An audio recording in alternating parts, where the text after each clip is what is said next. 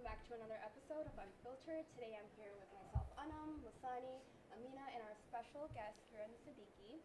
So before I introduce our guest, a few episodes ago we did an episode on honor killings, and we realized that domestic violence in itself is a huge topic, and there's so many things that we can get into when it comes to domestic violence. So we thought, why not do an episode on it, and more importantly, why not bring someone who's educated and works with the people who have suffered domestic violence or gone through domestic violence. So just a quick introduction. Kiran here has her master's in master's of education in community counseling from Loyola. She is an LPC, a licensed professional counselor. 19 years of experience working in the field of behavioral health. More than 10 years of management experience. You've joined Hamdard in 2009, and you were appointed CEO as of September in 2020. And prior to Hamdard, you worked at Upnaker, which is a domestic violence organization for South Asian women. And with all of that, you have experience with clinical counseling, geriatric care, and homelessness prevention. So that's a lot. Mashallah, you're very all over the place, which is so nice. But something not on the list that is really nice to know is that you're part of the MCC community, and your kids are also part of the MCC community. Yeah, well, first of all, assalamu alaikum, everyone, and thank you so much for highlighting such an important topic of domestic violence, also referred to as intimate partner violence. So I really, really appreciate that MEC's committee has really pointed this out and want their listeners to hear about it. But yes, I am a community member of MEC. I live in the community. My kids go to school here. So it's really quite nice to be invited, and I'm quite honored to be here today. And again, thank you so much for being here. Before I ask Kiran, I want to ask you guys, what's your general definition when you hear domestic violence? What is that? For me, it's probably when one partner is abusing another in a relationship. And I know that like traditionally people usually think that it's a man abusing a woman, but it's kind of just, it's gotten a little more nuanced than that. And as a rape crisis counselor, I've actually encountered a lot more men being abused, either by other men or by women. So like, I feel like it's time we broadened our definition of it. How about you, Masani? I feel like she gave a pretty thorough definition, so I'm going to leave it at that. I mean, I did Google it just so we have like a generic, even though right away when I Googled it, I had a feeling it wasn't the most correct definition that popped up. But when I did Google it, it said when there is a violent, abusive, or bullying behavior or actions towards a partner or former partner to scare and control them. So, Kiran, with what kind of Amina shared and just this general definition that we found, how accurate is this with what truly domestic violence is? I think that's quite an accurate definition, but I think what gets mostly misconstrued is people thinking that domestic violence, intimate partner violence, is only physical violence, whereas there's so many different forms of violence and abuse that occurs anywhere from verbal, psychological, emotional, financial, sexual. So all of these are all forms of power and control, which is really the definition of what domestic violence and intimate partner violence is all about. It's one person having controlling behavior over another person to control them. That's probably the easiest way of understanding what IPV means. Okay. And I know later on in the episode we're going to kind of go into more specifics of what that looks like, just so everyone has a generic idea of what signs to look for. But with domestic violence, there were a few things that you actually mentioned: physical, sexual, emotional, controlling behaviors. So I want to quickly kind of get into each one. So when it comes to physical, we have obviously like slapping, hitting, kicking, beating. Are there any more that you can think of that people may not assume right away that it's a physical form of violence? Those are really the most basic ones. I think what's important to also understand is a lot of times abusers will ensure that their abuse is not physically on the victim so that it's easily shown. And so they will aim for the head, where it'll be on the skull, behind on the back, on the upper arms, upper thighs. So places where clothing covers or hair covers Okay. the abuse, that's where usually the abuser will make the targeted move. And so that's really important to understand that it is a control behavior. Domestic violence is not an abuser who loses control. They're actually very much in control of what they're doing. But that is really, that's probably the most common ways of physical violence. Okay. And I, like the fact that you mentioned that, because I think that's one of the key things to remember in this terms, where I think I'm personally also kind of thought that it's the abuser thinking that the abuser doesn't have this control, but in reality they do have control. They do realize what they're doing. And also, the whole idea of the abuse being in areas where it could be, the physical abuse being in areas where it can be covered. I think that's also something to, take note of. Yeah. Sexual violence. In this, it says for sexual intercourse or any other forms of sexual acts. Is there anything that you would add to that? Any, signs? I think one of the things that also get misconstrued is thinking that sexual intercourse in a marriage cannot be thought of as marital rape, because it is part. If the wife or the partner refuses to have a sexual intimate relationship and the other person forces the other victim, that is marital rape.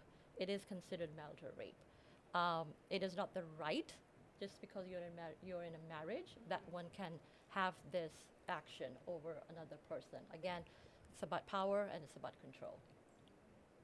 Yeah, I've actually had a lot of people call the rape crisis hotline and be like, well, I'm married to them, so is that actually assault? And so I have to just talk to them calmly and just remind them that if there was no consent in play, then yeah, it's assault and it's a crime. It doesn't matter that you're married or anything like that. Nowhere in your vows does it say that you have to, be coerced into anything that you don't want to do. Yeah, so I've seen that a lot. So this is another one, emotional or psychological violence. So that could include, abuse such as insults or belittling, constant humiliation, intimidating, so destroying things, threats of harm, threats to take away children, and I'm sure the list goes on. But what are some, at least common ones that you've seen just throughout the work that you've done, or again, any misconstrued forms of emotional violence? When I started my career as a domestic violence counselor, I counseled for 10 years women and survivors of domestic violence. And one of the most common things that they all said to me was, I wish he had just hit me. I wish he had just hit me and it would have been over. But the continuous trauma of him yelling, insulting, degrading me is what is hard to recover from. That's where the trauma stays. Because a bruise will heal in time, but the bruise on one's psyche, that takes a long time to heal from. And so those words that can be, from very abusive words to saying that the person is worthless, you're ugly. I will share a very short story of a survivor that I counseled. And one of the things that we did in therapy was to have, at one point to empower, have the survivor be able to look at the mirror. And she would never look at the mirror in our exercise. And I said, why isn't it? And she said, there were no mirrors in my home. And I want you guys to all think about that for a second. Why wouldn't there be any mirrors in a person's home? Like when you go to your home, you have a mirror probably when you walk in the bathroom, in the bedroom. But she didn't have any mirrors in her. And what we've uncovered was that her spouse would take her in front of the mirror and behind her would say, your nose is horrible, you need plastic surgery. Your forehead is so big. The trauma of him repeatedly telling her how awful she looked, to the point of even making an appointment and taking her to um, a surgeon to say, could you fix her nose?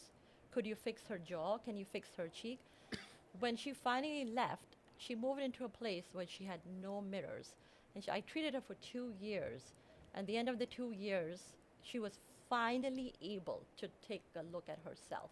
But she avoided mirrors because that reflection of herself was so traumatic to her. And that was the years and years of emotional abuse, the psychological trauma that she endured. And so that's why the victims will say to us, I wish he had just hit me, rather than, those years of being insulted and degraded, because that's what they're robbing the victim from, is their sense of empowerment and identity, unfortunately. Wow. I mean, I haven't experienced as much when it comes to like the physical or sexual violence, but I do also work with patients who have gone through a lot of emotional violence, a lot of triggers that come up due to, whether it be parents or anything like that. And I agree with you that before you wouldn't think that, physical, emotional violence is as up there as like physical violence or, sexual violence. But, after being in this field and seeing how deeply the emotional violence can really, take toll on a person, It's like in your with what you kind of shared with us, that mirror can be a trigger for that person, and there's so many things like that where it's constant verbal abuse, it's constantly someone saying something, and it's to a point where it gets engraved, and to work backwards from that is very, very difficult, again, because it has to do with like, the cognitive makeup, and it's just how our brains work. So I definitely agree with you in that sense, with what you just shared. But do you guys have any? Yeah, I have the wrong kind of experience though, so not as a professional, but as a victim of it. And so I don't know. Actually, I'll ask you: is it considered domestic violence if it's an adult and a child? Like I don't know, like how that. I mean, that's definitely a form of family violence. Okay. Well, in that case, yeah, that's kind of what I went through. So it was both like physical and emotional. So it was a lot. And just like Anam said, both of you said that it takes a very long time to be okay after, because like I've healed from the physical things that have happened like a long time ago, but the emotional things, I still, I developed something called Trichotillomania, where I pick at my face a lot because like my family used to make fun of my face all the time. And so, and I didn't even realize until I was probably, I want to say like in my early 20s, until I realized that wasn't just like, family playing around with each other, that was like a form of emotional abuse. So it sucked, but like I'm aware of it now, and I'm kind of just like working on being okay after having gone through something like that. And I just like make sure that I take care of myself and my other siblings and people that I interact with, to make sure that they never have to go through the things that I went through. Because yeah, sometimes I wish they did just hit me. Like I wish it had just been physical, because like I haven't healed from a lot of the things that's happened, and part of me doesn't know how to, but I'm working on it.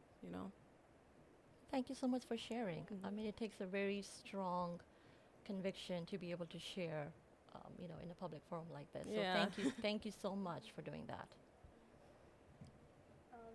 So the last category of domestic violence that we have listed here is controlling behaviors. So, isolating a person from family and friends, monitoring their movements, and restricting access to financial resources, and also employment, education, or medical care. And again, those are just a few listed, but, what other subcategories of controlling behaviors have you seen? I think that one that I would like to mention is using the one's immigration status as a controlling behavior. So many times women are afraid to leave because they will be threatened that, well, if you leave, you will never see your children again because they're American citizens and you're not. or I will stop papers, I'll stop processing the papers, and you will never see your kids again. Your parents will abandon you. So that's a sort of another layer that immigrant victims of domestic violence face. I mean, it's already so complicated for a survivor, but then you have layers of immigration and culture and faith upon it, that all of those things can be made so difficult for a victim to leave the relationship. But the financial abuse one is also very commonly used as a form of power and control, making the victim work and then not letting that person keep the money, keep their salary, but really using it for their own purpose, not giving them an allowance. We've had, when I was the program director for Upnagar's shelter, there's a misconception that, well, it's poor people that go to the shelter. It's not the rich people, or it's the uneducated people. And I will tell you that at one point in my shelter, I had 3 female doctors that were in the shelter. These were practicing women in the United States, in Chicago, who were all working, but had their identity completely just demolished by their abusers, that they felt they were worth nothing. And every penny that they earned went to the abuser, to the point where they finally were able to make that step of leaving that relationship. So that is really how extreme financial abuse can be. But it's something that I think in many communities we just take for granted. Well, the head of the family, whether that's the husband or the father-in-law, you give all the money to them and they take care of the household expenses. I think over the past 25 years, a lot has improved in our community in terms of actually accepting that domestic violence is a thing. When I started my practice as a domestic violence therapist, it was not accepted in the South Asian community that this was a public health crisis. But in time, it has become much more accepted, and that it is in every single community. It is in every social economic background. It is in every religion.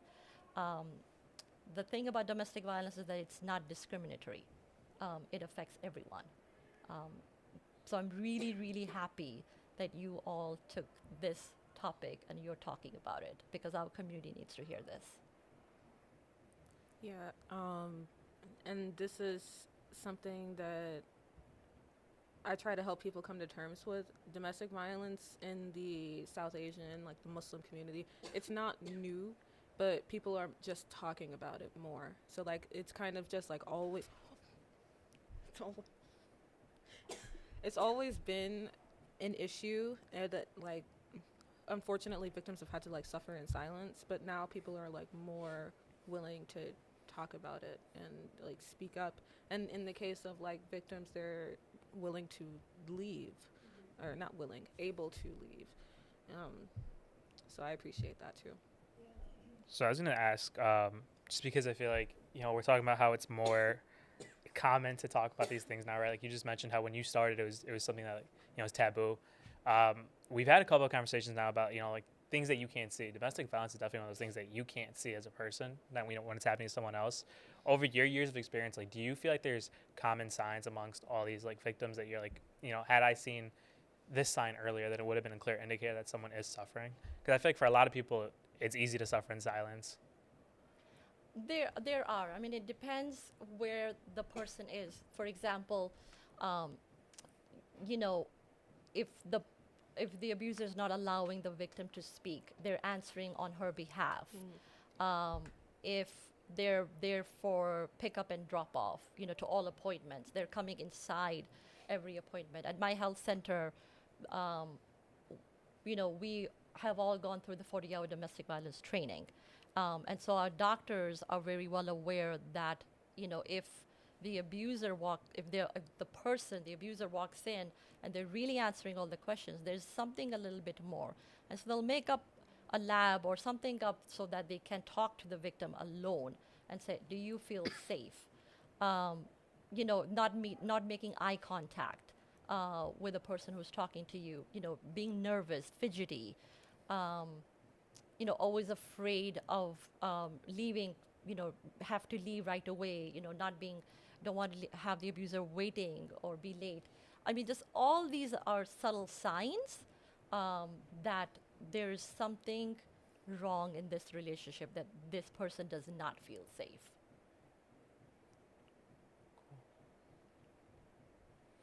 And again, you would kind of, like you were saying, Masani, you wouldn't really, I guess, especially if you don't understand or know by fault what domestic violence is, it's really hard to kind of pinpoint it when you're going through it, especially because, you would assume these are just quote-unquote normal things, or it happens, or, I'm sure everyone goes through something like this, Yeah.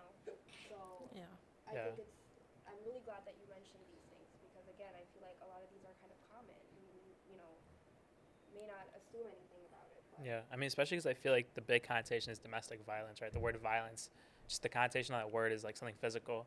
But like all the signs that you're giving are things that are just, you might be like, oh, maybe so and so is just a little paranoid, like they need to be on time. So I think if you have like that misconception of what domestic violence is, then obviously like, it's really easy to miss the things that you were just talking about. Mhm.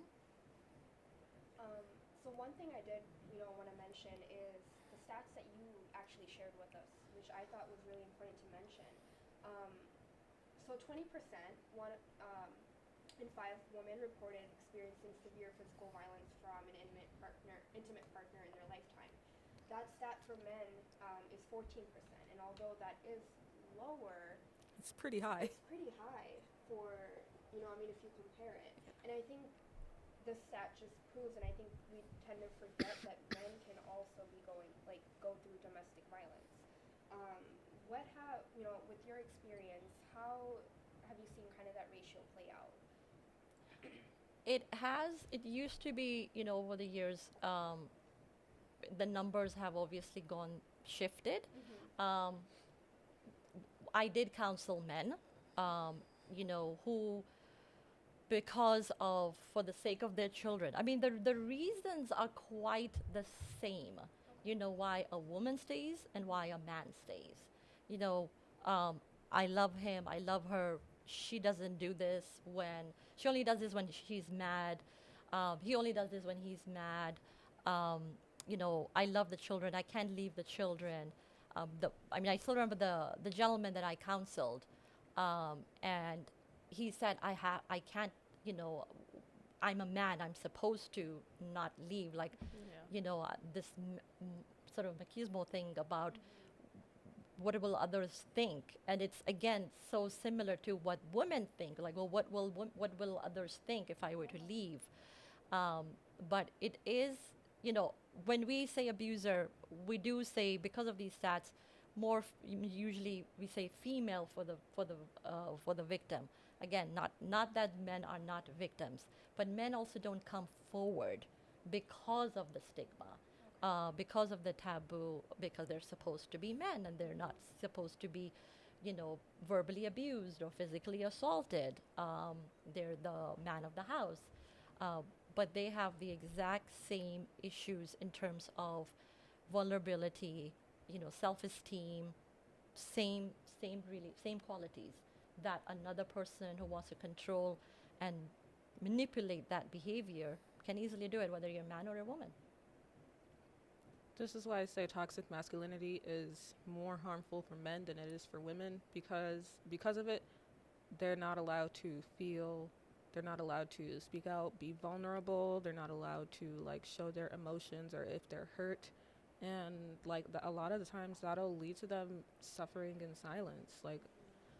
I would say a good 25% of the calls I got from the rape crisis hotline were young men. And they were people, some of them had been abused by women, but a lot of them had been abused by other men. And, and it came up in every single call I had with a young man. he was like, well, I'm a guy. I'm not supposed to be feeling these things. You know, I'm not supposed to be coming forward with this kind of stuff. You know, if somebody finds out that I let somebody like sexually assault me, then, you know, they'll think that I'm not a man. And that kind of breaks my heart a little bit, because it's just, we've kind of given men no way out. And we want them to be like these big, bold, like, I hate this term, alpha males that, you know, are just like in control of everything, and that they're on top of everything, and that they don't feel pain. And that's not true. And that really hurts them. Like, bums me out. Well, I think it starts from childhood when you hear your father say to you, "Boys don't cry." Yeah, boys don't cry. Rub some dirt in it, you know, that kind of thing. And I think that's where this generation really has to make a difference and change that mantra, you know, and that boys can cry and it's okay, and they should cry. Yeah, and it's fine. So, you know, transitioning, and we kind of touched on this a little bit earlier when it comes to culture, but I think this plays a very important role, and I can't speak for, Amina, your culture, but I know this is something that I hear a lot when, you know, the abuser doesn't always have to be the intimate partner. And the example that you kind of gave was abusers can be your in-laws, or it could be your siblings, or it could be someone living in that house. And again, this is something that unfortunately, at least I know I hear often in like our Desi culture, that if someone is going through domestic violence, a lot of the times I hear that's not even from their spouse or their partner. It's from their in-laws, or it's from another family friend, or again, someone living in that same house as them. So how prevalent is that with, you know, the cases that you've seen and the people that you've talked to? It's very, very common. I mean, the number of times when the victim would say that, you know, it wasn't just her husband, it was her father-in-law, her mother-in-law, her brother-in-law, her sister-in-law. I mean, the entire family, the extended family that she was living with. And again, abuse in the sense like they were not physically hitting her, but it would be in the form of, you know, pretty much treating her like a servant in the house. You know, whether that was, you know, from 5 a.m.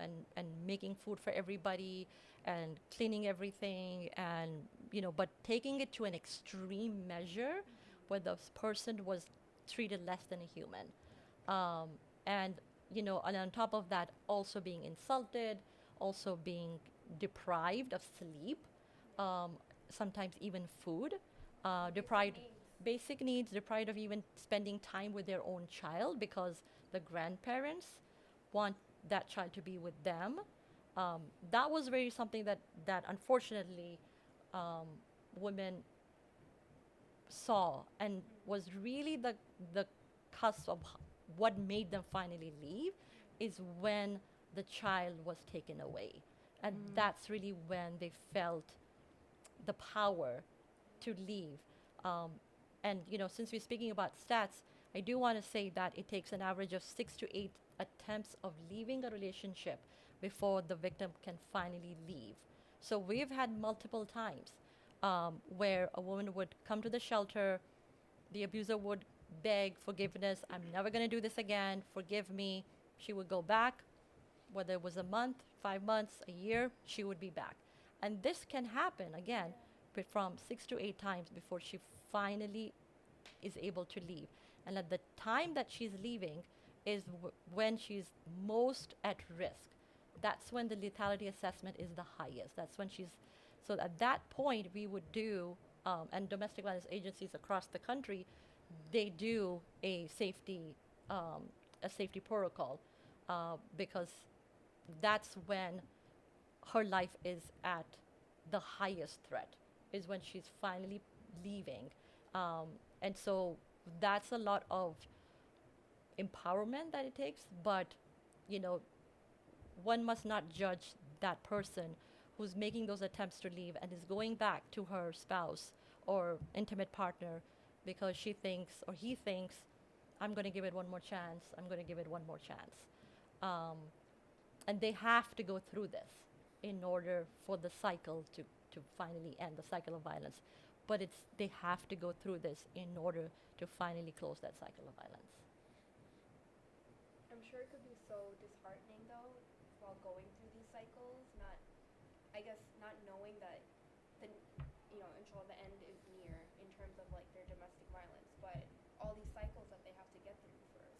But every time she leaves, she gets one step closer, Yeah. and she picks up more strength every single time. Because when they would come to the shelter, you're getting, or if you don't even come to the shelter, you're getting counseling, you're getting empowerment, you're getting that ability to make your own decisions, something that the abuser takes away from you because they're making all the decisions for you. So every time that person leaves with just a little more strength. And so that's really where I think the beautiful thing happens is the encouragement and the no judgment of people that work in domestic violence shelters are really, they're my heroes in the sense that they're there for constant empowerment. I was just gonna say on the topic of culture, because I know you're talking a lot about, in your culture, it might be someone else that's abusing you, not just like your partner. I also like there's also that huge stigma, especially in Desi culture, around like divorce, right? And I feel like for something like domestic violence, it's probably harder to leave because you know that other people around you are gonna judge the fact that you're no longer with someone that you were married to. I just think it's more on the topic of the fact that you're saying it takes these cycles. I think it also takes a lot of that mental toll that you need to get over the fact that other people are going to make these assumptions or comments or whatever they may about your situation without knowing what you're going through. And sometimes not even other people, it sometimes can be their own family members, their own dad, mom, brother, who have said, there's a saying, I will probably do a very bad translation of it, is that, you leave your father's home in a dolly, a carriage, and you leave your husband's home in a coffin. Oh my God. That is what is taught in the South Asian culture. That's a very common saying that happens. So a lot of times the victim also feels powerless because she'll hear her parents, her family saying things like, don't come home, we married you off, you have to think about your sisters, you have to think about what's going to happen to them, we don't want the stigma of a divorcee in our family. And so again, those are all things that now she's like, okay, where else am I going to go? And so that's why a lot of time they ended up in the shelter because their own family would refuse to take them in. But they find a way because thankfully in this country, we've got so many resources, so much help and so much support and so much donor assistance that they're able to really soar once they find their wings. Yeah, I grew up in the Desi community, and I saw that happen a lot. Like, I have a friend who is, like, experiencing, like, her own form of domestic violence, but it's actually her brother who was, like, the main abuser, main aggressor. And the only reason that she doesn't leave is because A, she doesn't want to get married and then find somebody who's just as abusive as her brother, and B, because like even if she like tries to set out on her own, her mom says that like the stigma from like a unmarried woman living by herself is too great, and that family reputation matters above all else, even above her peace of mind and her safety. I try to help her in that regard, but I have a temper and I'm like really overprotective of her. So like I'm just like, if your brother is messing with you, just call me and I'll come mess with him. And like I do what I can to like help in that situation, but I'm gonna try and get more resources. I think the best thing that you're doing is that you're listening. You're active. You're actively listening. You're not judging. But you're absolutely right in terms of like it can be the brother, it can be multiple members, and there's also I think just maybe not a denial, but just an ignorance in communities that our grandparents are not abused, but by their daughter-in-laws or their sons or daughters. My very first client that I counseled was a 72-year-old woman who came into our shelter and had bruises on her arm because of what her daughter-in-law did to her. And she stayed with us for 6 months until I was able to move her into a transitional home. Um, we refer to her as Mataji. Um, that's a revered term in the Indian culture, um, and she will always be very, very special and dear to me because, she continued to praise her daughter-in-law, who was the one that was abusing her. Um, she never wanted the police to be involved. It was her daughter who brought her to us because her daughter herself was being abused by her husband. So it was such a vicious cycle of violence that was generational. Um, but in the end, when Mataji did pass away peacefully, she was safe. She was loved by people around her, but you know, elder abuse does exist It's very common. in our culture. In all cultures, we in the South Asian cultures we are taught to revere our elders. That is not always true. Yeah, it's the same in the Black community. Is that like your elders always come first, and like I embody like the positive ones. So like I'm always sure to like greet my elders when I come into a room. I don't use like profane language around them, or I try my best. Oh my God, I'm trying. And like when they get older, they come and live with whatever relative can take care of them. That's what happened with my grandfather and my grandmother.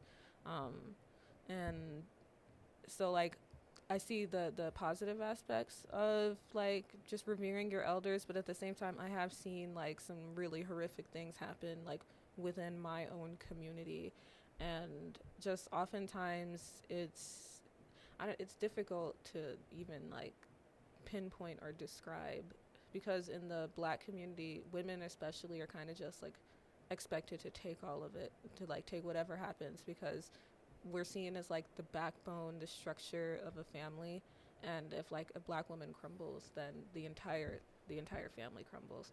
And so like my mom, she did that. She was a single parent, and my grandmother did the same thing. And like I kind of noticed that I don't want to say good at it, but I was kind of just like used to taking a lot of abuse, because that's kind of just like how I was structured by my culture, that I was supposed to just take it and not say anything about it. But we kind of have to just like set culture aside and do what's right for ourselves and for like our health. Yeah. And I mean, kind of going off of what you were saying, Amina, I mean, we talked about what domestic violence is, what kind of subcategories are, what it looks like, the red flags, and all of that kind of stuff. And I want to conclude, obviously, to know how, as either bystanders, we can support those that are going through domestic violence. And if if someone is hearing this and might feel like they are in that the person that is the victim, what they can do, what resources that they can go to, or how they can take that power and control back. What would you advise? Well, the first thing I would say that if you are listening right now, and if any of this that we have stated has resonated with you, I want you to know it's not your fault. I want you to know what is happening is a crime, and that you should not be afraid of seeking help. That's the first thing that a lot of victims think. I must have done something. If I had put his food a minute early, he wouldn't have hit me. If I had done this, if I had put the children to sleep. So, first thing, it is not your fault. You did nothing to cause this. And there are so many organizations that are ready to help. The Women's Committee at MEC is a safe place. I am actually one of the persons that Sister Khadija calls out to me whenever there's a call from a member of the community who is either suffering from violence or needs help. And so I am available. MEC knows how to get a hold of me.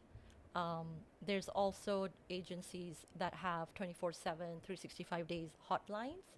As you know, I worked at Upnagar. I cannot say enough good things about Upnagar. Their number is found at any website. I will say that if you are going to look for that number on your computer, please erase the history, because your abuser may come back and look at what you looked at previously. So be careful when you do that. Um, you know, I will ask, if not already, if MEC has posters in the ladies' bathroom. If not, I will appeal to MEC to put posters with safe numbers for victims to call. I'll get that done. There's the national Db Hotline. That number is. I'm sorry, can you go say it, because it's Yeah, of fuzzy. course. So the National Domestic Abuse Helpline is 0808 2000 247. There's also the Chicago Rape Crisis Hotline, and I'm going to get you the number in a minute. So we do have a lot of resources, you know. It's Yes. just a matter of fact of being able to get them. And I think, you know, with how you were mentioning it, it's there. And, you know, I think it's just being able to reach out and, you know, be able to reach out and get that help. But I also really appreciate the fact that you said that, knowing that it's not your fault. If you are someone that, you know, again, after listening to this, or just someone that knows that they are going through this, to tell themselves that it's not their fault. And if you have a friend who you think, like, these are all signs that I've seen, what you can do for your friend is to be there, to listen, to not judge, to don't give advice unless you get her or his permission. Yes. You know, never say things like, well, you know, if this is common, or well, all couples go through this, or you must have probably done something to bring this on you. If a friend doesn't say that, a friend does listen, a friend offers to not blame the victim, and creates opportunities that may help with, maybe it's coming to the masjid and there's a counselor here. Maybe going to an appointment and, you know, using their phone to call a helpline.